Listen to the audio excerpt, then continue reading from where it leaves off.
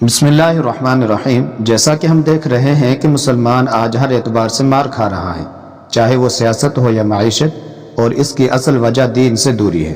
امت کا صرف اقتدار ہی نہیں لوٹا گیا بلکہ اس کی مقدسات پر بھی قبضہ کر لیا گیا ہے۔ مسجد حرام، مسجد نبوی، مسجد اقصی، یہ تین تو وہ ہیں جو سب سے مقدس حیثیت رکھتی ہیں، لیکن ان تین کے علاوہ بھی مساجد کی ایک بڑی تعداد ایسی ہے جنہیں کافروں نے ڈھا دیا ہے، اور جو ان کے دسترس میں ہے وہ پابندیوں کی زد میں ہیں۔ خلافت علی منہاج النبوہ کی ابتدا بھی مسجد سے ہوگی اور انتہا بھی مسجد پر۔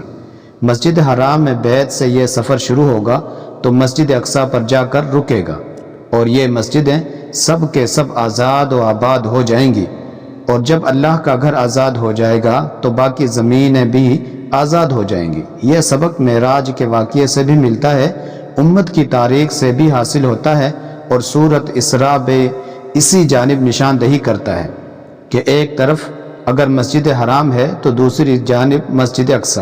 یہ مسجد اگر خاتم الانبیاء صلی اللہ علیہ وسلم کی سجدہ گاہ ہے تو اس کو آپ صلی اللہ علیہ وسلم کی قدم بوسی اور تمام انبیاء کی امامت کرنے کا اعزاز حاصل ہے، اور اس وقت دونوں ہی آزاد نہیں۔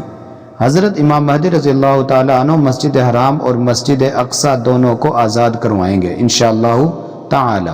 پیارے مسلمان بھائیوں، یہ چھوٹی سی ویڈیو صرف مسلمانوں کو جگانے کے لیے ہے کہ اب وہ وقت ہے کہ ہم اپنی غفلت کی نیند سے جاگ جائیں اور غیروں کے طریقوں کو چھوڑ کر اللہ اور اللہ کے پیارے نبی صلی اللہ علیہ وسلم کے مبارک راستے پر آ جائیں، اور امام مہدی کے ظہور سے پہلے ہم اپنی زندگی کو ہر اعتبار سے ان کے سالاروں کی طرح بنانے کی کوشش کریں تاکہ ہمیں بھی ان کا ساتھ نصیب ہو جائے۔ اللہ پاک ہم سب کو عمل کی توفیق عطا فرمائے۔